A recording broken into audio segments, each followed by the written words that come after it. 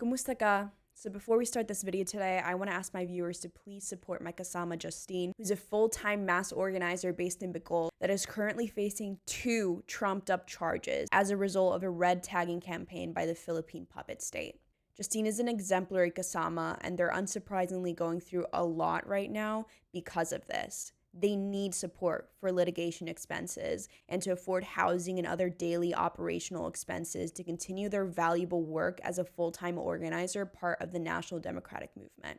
Here on Marxism Today, we always talk about the importance of supporting the National Democratic Movement. So now is your chance to help out a kasama that is literally on the ground in the Philippines doing the important work needed to further the National Democratic Movement to victory. The link to their GoFundMe is in our bio in this video. Please do your internationalist duty and share widely with your comrades, friends, and family. And as always, don't stop talking about the Philippines until victory.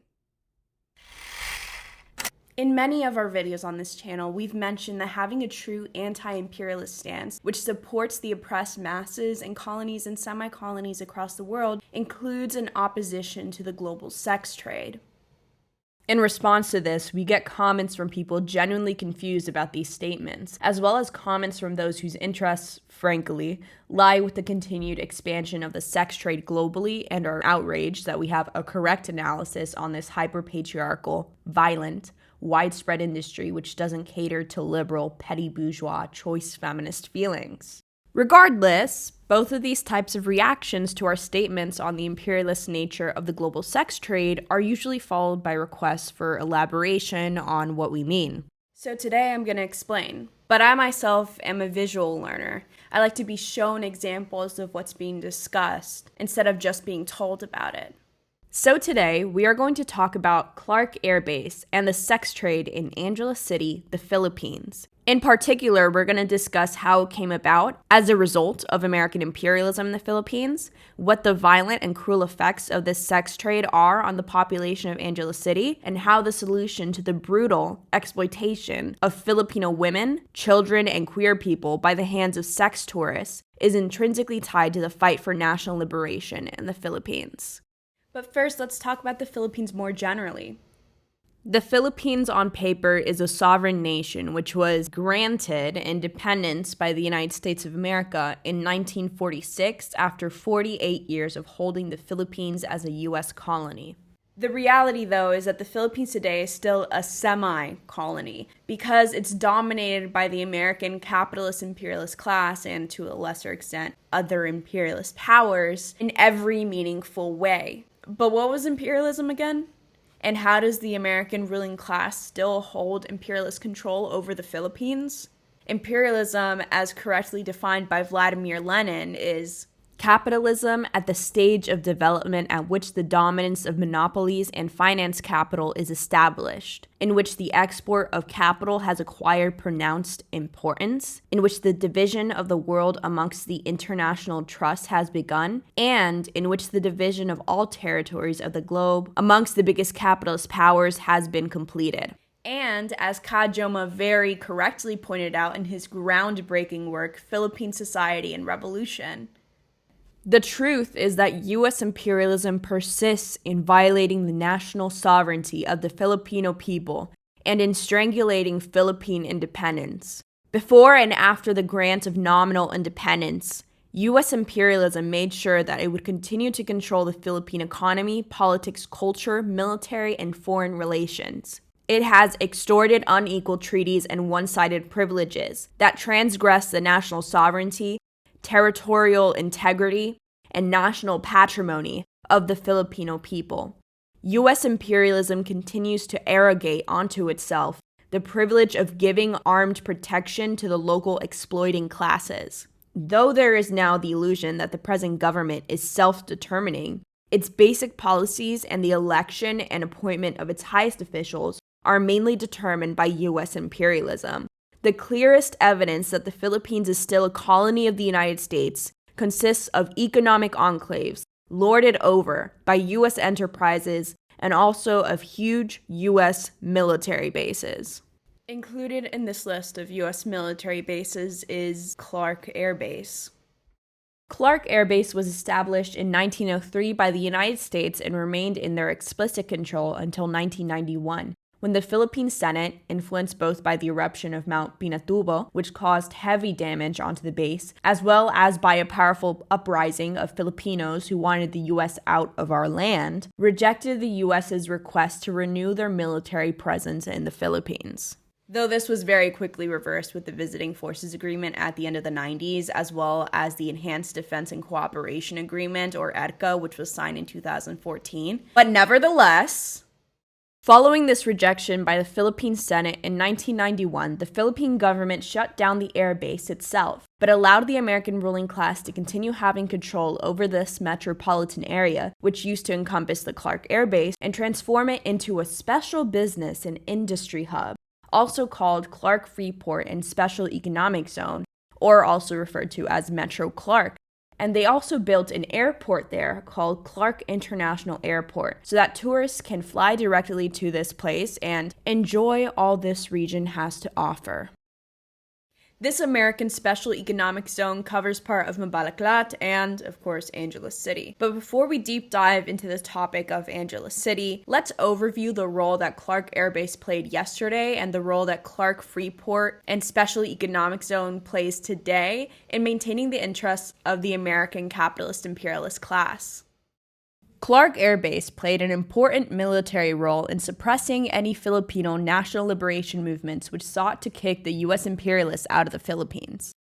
The ruling class of the United States makes a lot of money off of the exploitation of Filipino people and resources, whether that be through the labor export policy or through the export-oriented and import-dependent nature of the Filipino economy. In other words, most of what is grown in the Philippines, including rice, coconuts, lumber, mangoes, papayas, is sold abroad to foreign markets, including in the US, by American, Filipino, Japanese, and other companies, while most of what is bought and eaten by Filipinos is imported. Which, yes, Filipinos, including rice tillers who literally grow the rice for the companies or the landlords that they are employed by, don't get to eat Filipino rice. They get to eat Thailandese rice that gets imported in. And of course, American companies involved in sex tourism and the sex trade make a huge buck off of the U.S. imperialist control over the Philippines.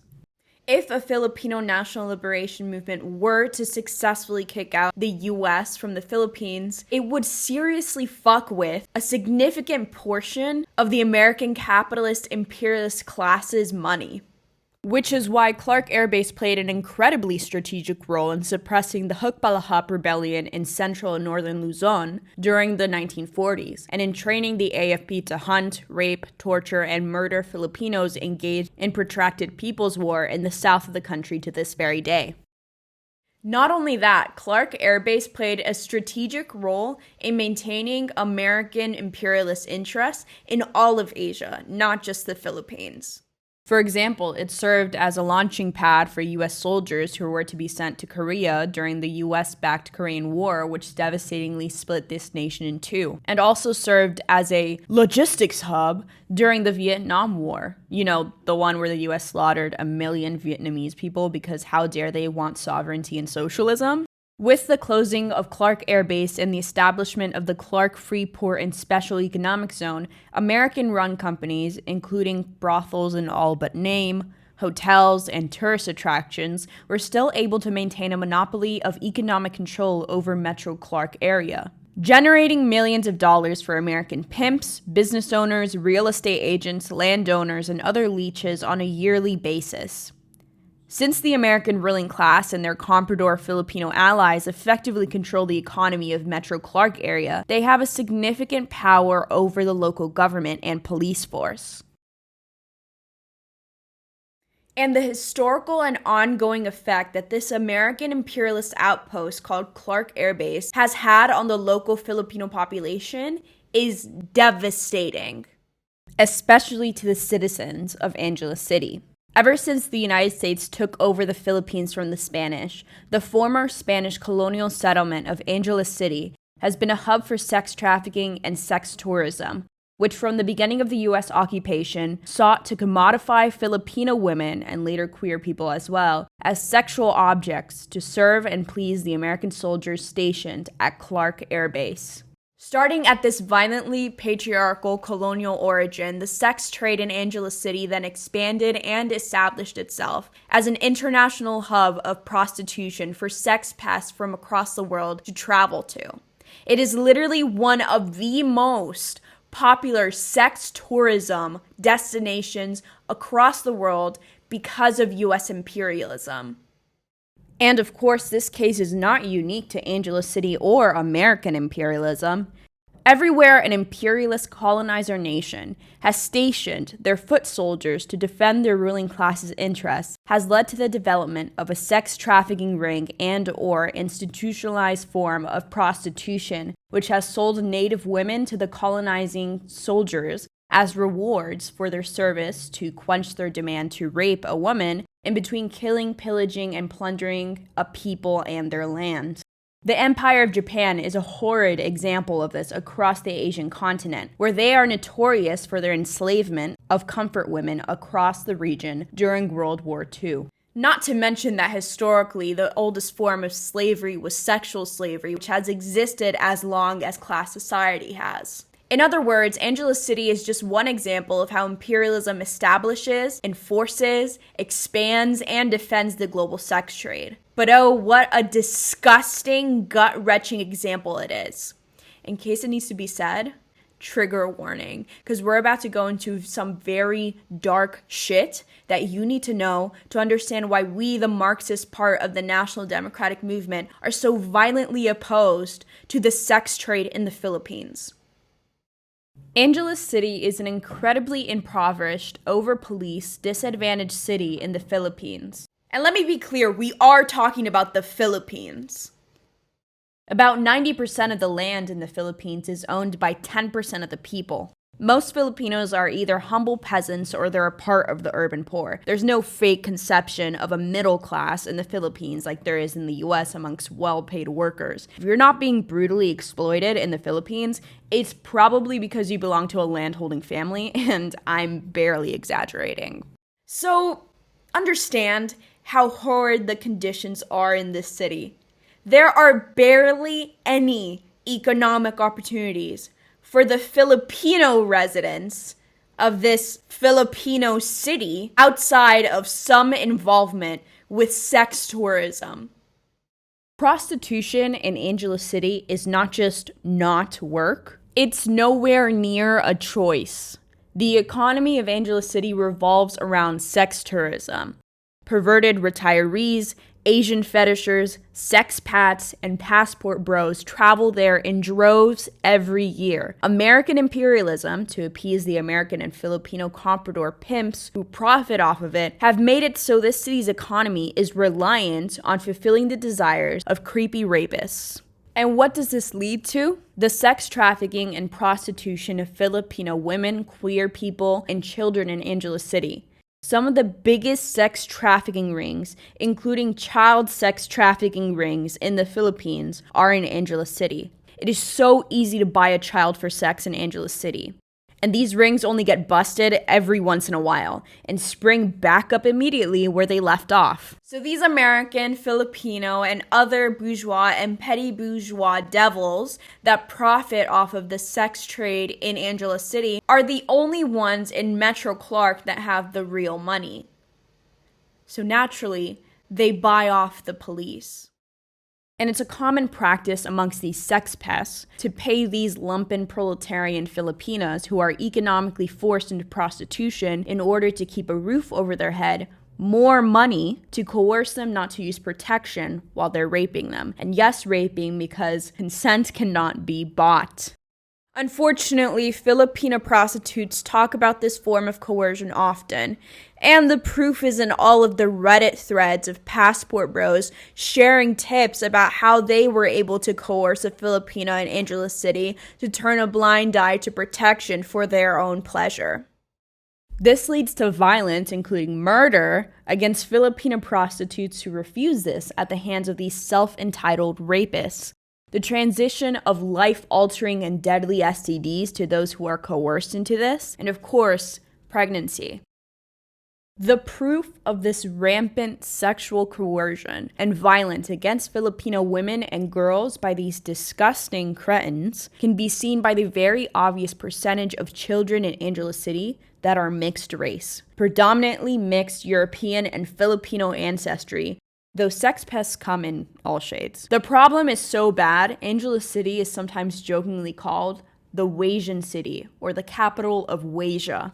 This impregnation of Filipino women and girls through systematic rape plays a role in ensuring that these women are tied down to the city and to prostitution, unable to attempt to go to university or finish school, for that matter, or saving up money to move out of the city and find economic opportunity somewhere else. They will be forced to go back into the street and sell themselves at the earliest possible time after giving birth in order to provide for their children, whom their sex pest father, more likely than not, will completely abandon or pretend they do not exist. And for the daughters of these Filipino prostitutes, the half-Filipino children whose father raped their mother in order to bring them into this world and then fled back to their cozy life in London, Birmingham, Sydney, Chicago, San Diego, Hong Kong, and everywhere else that these cretins crawl out of, they will also likely be forced into prostitution and suffer the same abuse that their mother did. And who profits? Who profits off the systematic rape, abuse, and murder of Filipino women, queer people, and children in Angeles City? Local pimps and trafficking rings, the global sex trade, the international tourist industry, and in short, the American capitalist imperialist class. So no, you can't be a Marxist. You can't be an anti-imperialist. You can't be an anti-colonialist if you support the global sex trade. And Angeles City is a perfect but not singular example of this. We cannot fight for the liberation of the Filipino masses from imperialism, let alone the other three basic problems of the Philippines, feudalism and bureaucrat capitalism, without fighting against the imperialist sex trade. If we ventured to kick the US and all other imperialist powers out of the Philippines, but left the sex trade intact, then our country would still not be free of imperialist control, because the wealthiest consumers and profiteers of the sex trade in the Philippines are foreigners, part of the capitalist imperialist class. The sex trade in the Philippines is a deadly product of US imperialism that endangers the lives of Filipino women, queer people, and children. It is not an empowering, sex-positive, feminist industry. It is sexual slavery. It is the highest degree of patriarchal exploitation against women in our archipelago. The sex trade in the Philippines relies on the fetishizing, creepy, racist, misogynist stereotypes about Filipinas created by the Americans and advertised across the world to literally sell Filipinas as mail-in brides, the jolly, perfect trad wife of your dreams that doesn't care that you're 80 years old and practically rotting, and young and pretty prostitutes, loose, American-worshipping, freaky, and easy bodies. Would a Filipino make a good wife? One, they're hot. Two, they can cook. And three, did I say they're hot? Yeah.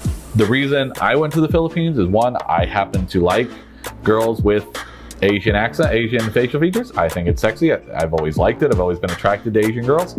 And yet I want to marry a girl that looks like a Latina from the Philippines. And all Filipino women, including the ones that are not systematically forced into the sex trade, face sexual harassment, rape, and murder at the hands of foreign men as a result of this essential component of the imperialist colonial sex trade in the Philippines. From the case of the American soldier Joseph Scott Pemberton drowning trans-Filipina Jennifer Laude to death, to the Subic rape case where U.S. serviceman Daniel Smith raped a Filipino woman in a van while 3 other U.S. soldiers watched and cheered, to the brutal rape, murder, and burning of overseas Filipino worker Julibi Calabis Renara by Turki Ayed Al-Zami in Kuwait. Opposition to the sex trade in the Philippines and the global sex trade in general is an essential component to the global fight for women's liberation and against imperialism. We, the Marxists, part of the National Democratic Movement, understand that destroying the sex trade in the Philippines is crucial to ending the commodification of Filipino women as sex dolls to be bought, sold, and abused like a thing, an object, in the neoliberal international free market. And it is a crucial component to our fight for national democracy and socialism in the Philippines. Our line is very usually criticized by liberal supposed feminists that master support for the global sex trade and thus the systematic rape of Filipino lumpen proletariat women by foreign and mostly Western sexpats by using the language of sex positivity and choice feminism. And they also call us swerfs. In a very obvious attempt to try to protect the interests of the capitalist imperialist class by making us who are actually committed to the liberation of all women, the enemy of prostituted women who are somehow excluding them from our politics by being opposed to the sex trade, which commodifies, abuses, exploits, and sells them to be raped by Johns, while the pimp or the company that practically owns them takes the majority of the cut that the John gives for this rape session and offers mere crumbs to the homeless, financially struggling, prostituted women, children, queer people forced into this trade, which the majority want to leave. So I ask these liberal, immaterialist, identity politics reliant feminists who care more about choices, reforms, and acknowledgments than the actual liberation of all women and queer people from patriarchal oppression, which, by the way, necessitates the destruction of class society as a whole. Do you truly think that the Filipino prostitutes who grew up in poverty, who are raped on a regular basis, who are abused by pimps who profit off their rape, who cannot say no to these creepy Asian fetishizing passport bros if she wants to be able to buy formula for the half-white baby they gave birth to a week ago, chose this life? Do you think she feels empowered when she realizes a white man who called her racial slurs during the act and pressured her not to wear a condom is diagnosed with an agonizingly painful STD? Do you think you can reform a trade that was formed under colonialism to serve the sexual desires of an occupying army that viewed native Filipino women as pretty half-human, half-animal holes to stick it into? And whose clientele is almost exclusively made up of the most grotesque, misogynist, backwards men across the world? Do you acknowledge that the majority of Filipinos forced into this trade in Angeles City desperately want to leave this life and are disproportionately subjected to gender-based violence and femicide? Or do you actually not give a fuck about these women and, like these misogynist men, are instead attached to the romanticized idea of the exotic, promiscuous femme fatale who uses her sexuality to get money and control men, sold by the patriarchal capitalist imperialist class in order to profit off of the sexual enslavement and dehumanization of women globally? Couldn't be me. That's all I had for today. Buenas tardes, noches y mañanas casamas. Adiós y shalom.